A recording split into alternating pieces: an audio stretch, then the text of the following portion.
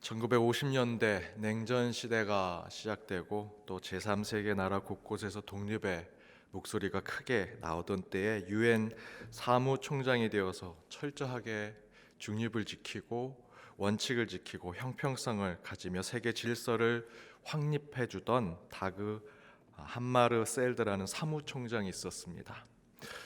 이분은 1961년 아프리카 콩고에 내전이 일어났는데 그 내전에 중재를 하려고 갔던 그 비행기에서 추락을 해서 죽게 됩니다. 그런데 그의 그 유품들을 정리하던 중에 그가 아침마다 읽었던 성경책 첫 페이지 여백에 이런 말이 쓰여져 있었다고 합니다. 내가 세상에 태어났을 때 너는 울었지만 모든 사람이 웃었던 것처럼 내가 죽을 때 너는 웃지만 모든 사람이 우는 그런 존재가 되어라. 최근에 추운 날씨와 또 축적된 코로나의 참 어려운 가운데 많은 분들이 아프시기도 하고요. 또 하나님의 이렇게 부르심을 받는 소천하신 분들도 계십니다. 지난주에는 우리 교회에서 두 분이 하나님의 부르심을 받아서 장례를 치렀습니다. 장례 예배에서 말씀을 제가 전할 때 저는 항상 마음이 좀 울컥합니다. 눈물이 날 것 같고 그래서 마음을 정리하면서 말씀을 전하곤 합니다. 올해 친분이 있었던 분이나 그렇지 않은 분이든 상관없이 제가 연동교회 위임 목사로서 우리 연동교회 성도님께서 별세하셔서 장례 예배를 드리면 항상 마음이 아프고 속상해서 눈물이 납니다. 그러면서 이 함마르셀드 총장의 말이 떠오르지요. 내가 세상에 태어났을 때 너는 울었지만 모든 사람이 웃었던 것처럼 내가 죽을 때 너는 웃지만 모든 사람이 너 때문에 눈물 흘리는 그런 존재가 되어라. 집사님, 권사님, 성도님, 그런 분으로 사셨지요. 영정의 모습대로 웃고 계시지만 저희는 이렇게 울고 있으니 참 잘 사신 것입니다. 이제 천국에서 뵙지요 라고 저는 마지막 말을 전합니다. 여러분, 새해가 시작되었습니다. 처음만큼이나 마지막도 중요하지요. 코로나와 한파 또 여러 가지 상황으로 울면서 시작한 한 해가 된 것이 아닌가 생각을 합니다. 하지만 반드시 연말에는 웃고 감사하며 신앙 가운데 2021년도 마무리를 하기를 원합니다. 그런 한 해가 되기 위해서 저와 여러분 새해에는 더욱더 말씀으로 굳건히 서는 우리 연동교회 모든 성도님들이 되시길 주님의 이름으로 축복합니다. 마태복음의 말씀 53번째, 소명은 믿음으로 완성된다 라는 제목으로 함께 말씀을 나눠보고자 합니다. 본의 아니게 2021년도 새해 주일 두 번의 말씀이 소명, 부르심에 대한 말씀을 전하게 되었습니다.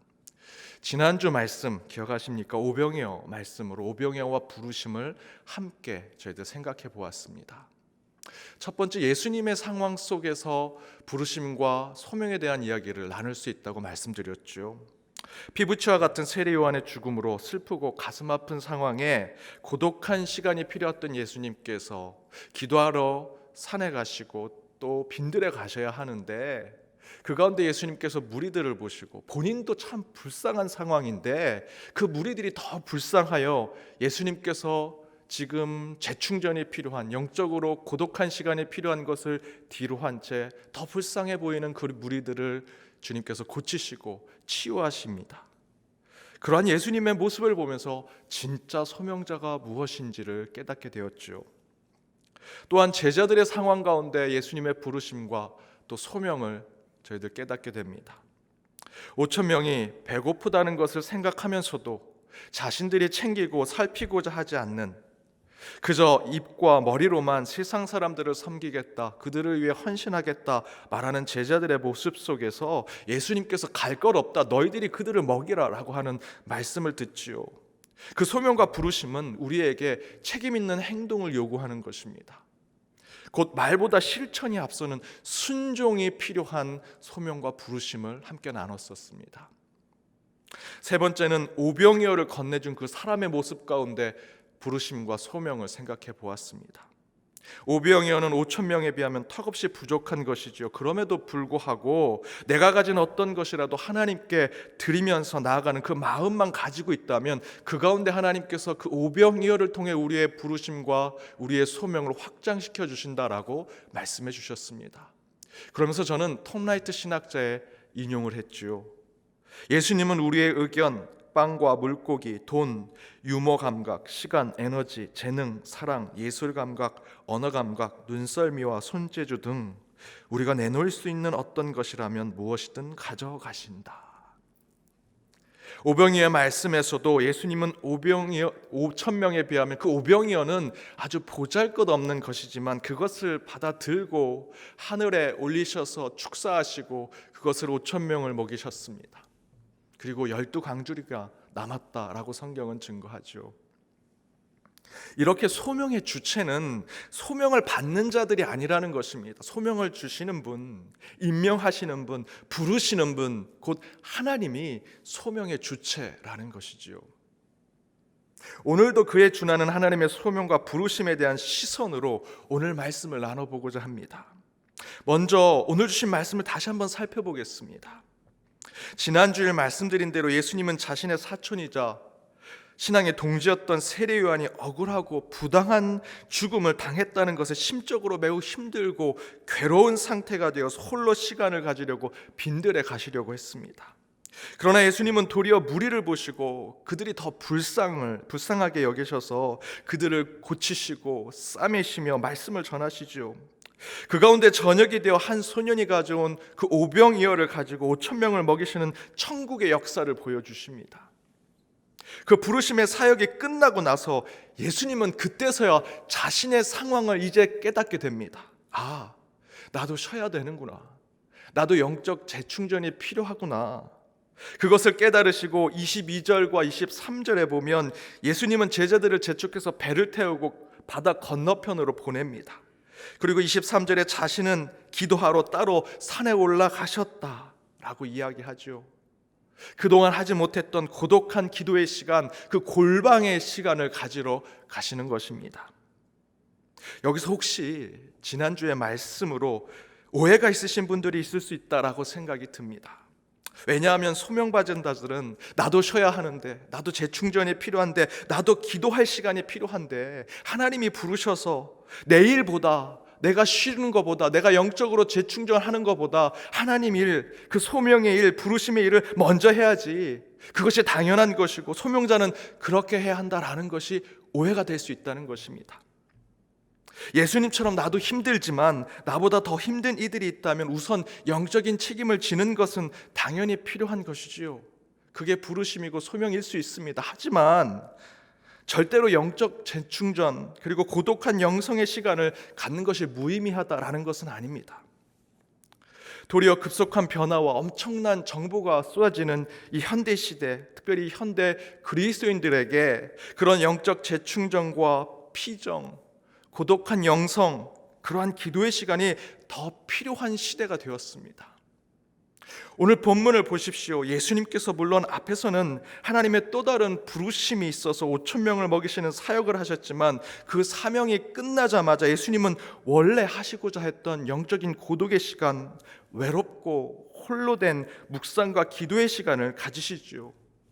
저와 여러분도 그 시간이 필요합니다. 최근에 너무 오랜 동안 신앙생활을 제대로 못해서 이 코로나 때문에 예배도 제대로 드리지 못해서 마음이 급해지고 행동에 앞서려고 하는 분들이 교회 안에 많아집니다. 이럴 때일수록 오늘 23절에 이 예수님의 모습을 묵상할 필요가 있습니다. 급하면 돌아가야 합니다.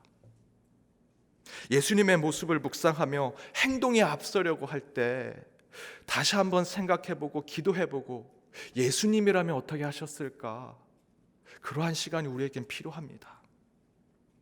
그러한 신앙을 가지면서 회복의 때를 준비해가는 저와 여러분이 되어야 할 것입니다. 그럼 다시 본문의 말씀에 돌아가서 그렇게 예수님께서 영적 고독의 시간을 보내기 위해 제자들을 먼저 배를 타고 보냈는데 24절에 보니 바다 한가운데서 풍랑을 만납니다. 그런데 그때 홀로 산에 기도하러 가신 예수님께서 그들 앞에 나타나시지. 어떻게 나타나십니까? 25절에 이렇게 증거합니다. 밤 사경에 예수께서 바다 위로 걸어서 제자들에게 오시니, 물 위를 걸어서 예수님이 오시는 것입니다. 인간으로는 상상할 수 없는 모습으로 예수님께서 고난 중에 빠진 사람들에게 찾아오십니다. 바닷속 풍랑이 아니더라도 어떤 상황, 어떤 경험이든 죽을지 모른다는 극한의 고난을 빠진 사람들에게 구원자가 나타나는 모습은요, 매우 특별하게, 또 매우 기적적으로, 판타지와 같은, 환상과 같은 경험으로 그런 구원자가 나타난다는 것입니다. 제 동생이 어린 시절에 배앓이가 아주 심했습니다. 자주 배가 아파서 병원도 찾아가고 민간요법도 써봤는데 그 배앓이가 사라지지 않았습니다. 그러던 하루는 낮부터 심하게 배가 아프다고 해서 점심을 먹고 바로 자기 방에 들어가서 잠을 자기 시작합니다. 하루 종일 잠을 잤습니다. 저녁 시간이 되었는데 그때서야 일어나서는 밝은 웃음을 보이면서 자기 간증을 하는 것입니다. 잠을 자는데 방문을 열고, 그 잠자는 중간에 누군가가 방문을 열고 들어왔는데 예수님이더라는 것입니다. 예수님이 자기의 방문을 열고 들어와서 자신의 배에 손을 얹고 기도해 주시더니 나가시더랍니다. 그 이후로부터 배가 아프지 않아서 잠을 잘 자고 일어났다는 것입니다. 그러면서 매우 기뻐하고 그 가운데 너무나 행복했습니다. 그리고 그 다음 날 제 동생은 학교를 가고 저랑 저희 부모님과 함께 식사를 하는데, 저희 어머님께서 그 동생이 어제 했던 얘기를 듣고, 저희 어머님은 이런 이 성령의 기적, 성령의 체험을 굉장히 사모하시는 분이십니다. 우리 이곳에 성령님께서 오셔서, 하나님이 오셔서 우리 동생을, 내 딸을 고쳐주셨다고 막 기뻐하십니다. 기적이 일어났다고, 간증이 된다고. 그때 저희 아버지께서 이렇게 얘기하십니다. 사실은 하도 아프다고 해서 내가 자는 중간에 방에 들어가서 배에 손을 얹고 기도했어. 아마 그걸 잠결에 보고 그렇게 예수님이 해준 것처럼 생각하는 것 같아. 그러니까 제 동생은 잠자는 중간에 아버지가 방에 들어와서 그 딸을 위해서 기도해 주셨던 그 모습을 잠결에 예수님이 들어와서 그렇게 해주신 것으로 생각하는 것입니다. 하지만 여러분, 무슨 상관이 있겠습니까? 환상을 보던 그것이 사실이든 아니든 어차피 고쳐주시는 분은 예수님 아니십니까? 여러분, 머리가 아파서 두통약 먹고 그 두통이 사라졌습니다. 두통약 때문입니까? 저는 예수님이 고쳐주셨다고 믿습니다. 두통약이, 제 아무리 머리가 아파서 두통약을 많이 먹어도 낫지 않는 분들이 있습니다. 두통약의 화학적 성분으로 나을 수도 있죠. 하지만 믿는 자들은 그 두통약을 통해서 하나님이 나를 치유해 주셨다라고 생각해야 합니다. 어떤 작은 일에도 우리는 모두 하나님께서 기적처럼 베풀어 주신 것, 치유해 주신 것, 고쳐 주신 것이다 라고 고백하는 삶을 살아가는 것이 바른 신앙의 삶을 살아가는 것입니다. 이와 같이 우리 인간은 극한 상황 속에서 고난과 고통을 겪을 때 나를 구출해 주시고, 나를 그런 지옥과 같은 곳에서 건져주시고 구원해 주시는 그 사람을 특별한 기억으로, 판타지와 환상과 같은 경험으로 받아들인다라는 것입니다. 물 위를 걸어오신 예수님에 대해서도 그것이 과학적으로 맞느냐 틀리느냐를 따지는 것이 중요한 것이 아니라, 그 풍랑 가운데 극한 상황을 경험하고 있는 제자들에게 예수님께서 구원자로 오셨다라는 것이 중요한 메시지지요. 정확하게 표현하면 지금 폭풍으로 배가 뒤집히기 전에 그들을 구원하신 분이 누구냐, 물 위를 걸어온 분이 누구냐라는 것보다 더 중요한 것은 그들의 생명을 살리신 분이 누구냐라는 것이 더 중요합니다. 그분은 예수님이시죠. 그 가운데 메시지는 구원자는 예수 그리스도다라는 것이 더 중요한 메시지입니다. 그런데 여기서 구체적인 신앙적 메시지를 우리에게 주고 있습니다. 특별히 부르심과 소명에 대한 메시지입니다. 그것이 무엇이냐? 소명은 반드시 믿음이 동반되어야 한다는 것입니다. 믿음이 동반되어야 한다. 곧 소명은, 하나님의 부르심은 하나님이 나를 부르신 것에 응답하는 것으로 끝나는 것이 아니라 나를 부르신 하나님을 믿고 확신해야 한다라는 것이죠. 풍랑 속에 예수님이 물 위를 걸어오십니다. 성경을 보니 일부 제자는요, 무리를 걷는 예수를 보고 유령이라고 얘기했습니다. 요즘과 같은 과학과 실증 시대에 그런 일이 일어나면 아마도 사람들은 예수를 보고 예수님이 속임수와 마술을 쓰고 있는 것이다, 또는 우리가 잘못 본 것이다, 지금 날씨가 안 좋아서 이렇게 보는 것이다 라고 얘기할 것입니다. 여기까지는 사실 문제가 될 이유가 없습니다. 충분히 가능한 일이지요. 예수님이 유령으로 보이는 것 당연한 일입니다. 왜 그렇습니까? 인간은 무지하거든요. 인간은 아무리 신앙심이 툭철해도, 아무리 기적을 보아도 기적처럼 느끼지 못합니다. 작은 시험에도 쉽게 넘어지는 것이 저와 여러분과 같은 인간 아니겠습니까? 그런 관점으로 보면 오늘 본문 26절의 말씀은 무리를 걸어오신 예수님을 보고 반응할 우리의 모습과 동일합니다. 이 제자들이 예수님을 유령으로 보는 것은 저와 여러분도 똑같이 반응할 것입니다. 그런데 여러분, 무리를 걸어오신 예수님의 모습과 같은 기적만 일어나야 그것이 기적입니까? 그 외 수많은 기적들이 일어났지만 여러분, 기적이라고 거의 인지하지 못하고 인식하지 못하는 것이 우리 인간의 모습 아닙니까? 사실 따지고 보면 모든 것 다 하나님이 하신 일인데, 죄 많고 무지한 우리 인간은 그 결과만 보고 이렇게 얘기하죠. 운이 좋아서, 내가 잘해서, 그건 당연히 이루어지는 거야. 자연의 순리니까 하나님이 하신 게 아니야, 기적이 아니야, 다 그렇게 되는 거야 라고 얘기하지 않습니까? 그러나 여러분, 그렇지 않습니다.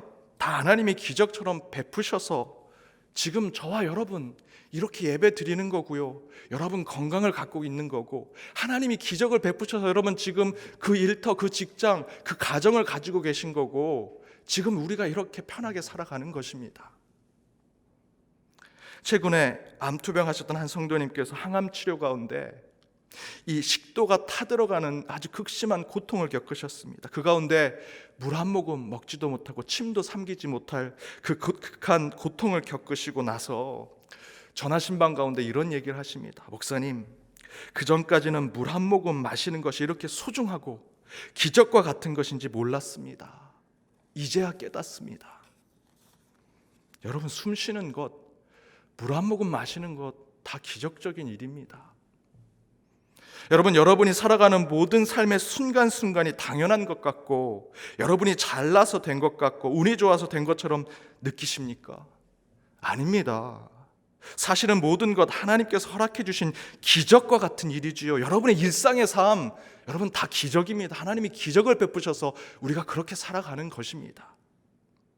여러분, 교만하게 생각하지 마시고 하나님이 매 순간 나의 삶의 모든 것을 기적처럼 이끌어 주시고 베풀어 주시는구나 고백하면서 그렇게 베풀어 주신 하나님의 은혜에 감사하는 신앙의 삶을 여러분 사셔야 합니다.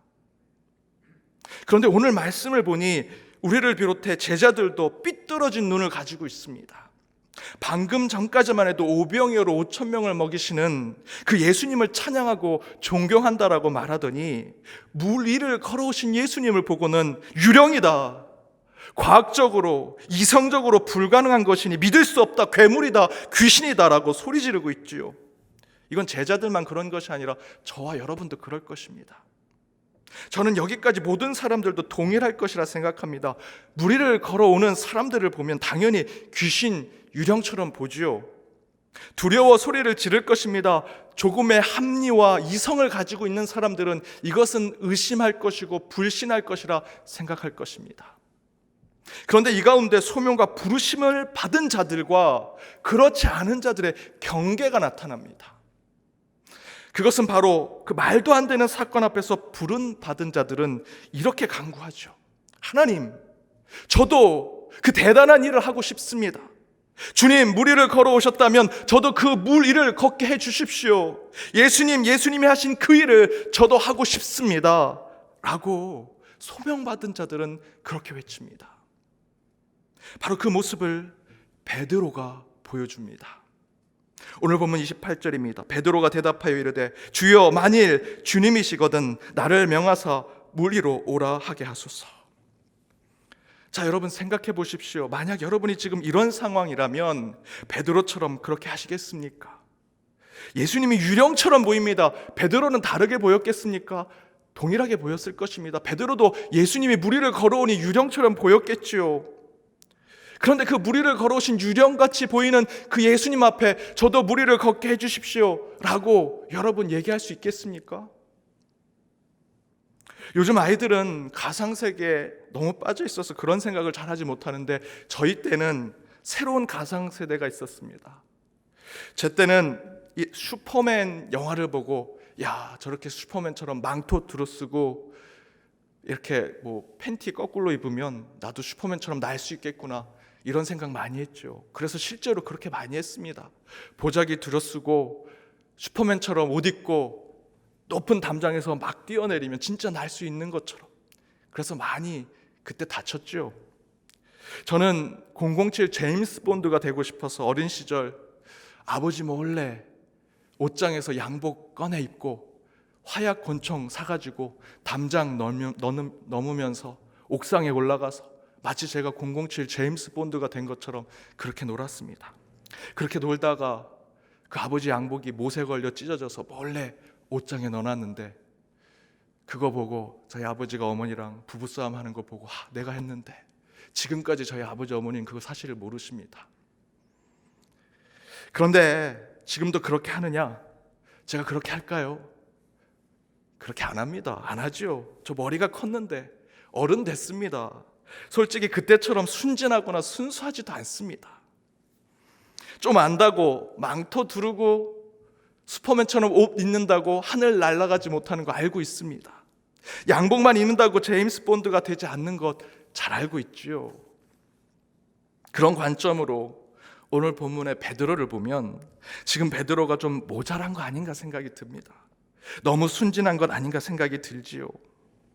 너무 모자라고 순진해서 예수님 나도 무리를 걷고 싶습니다 라고 한 것이 아닌가 생각이 듭니다. 그런데 전 조금 생각이 다릅니다. 성경이 지금 이 상황을 단순히 교회학교 어린 아이들이 좋아하는 이 판타지 소설처럼 그렇게 읽혀지기 위해서 지금 이 본문을 우리에게 준 것일까? 이 본문은 아이들만 읽을 때 그래 무리를 걷는 예수님, 무리를 함께 걷는 베드로를 얘기해 주려고 이 본문을 우리에게 주신 것일까? 아니라는 것입니다. 분명히 이 안에는 인간은 무리를 걸을 수 없어 라고 하는 이성과 판단력을 가진 어른들에게 주는 메시지가 분명히 있을 것입니다.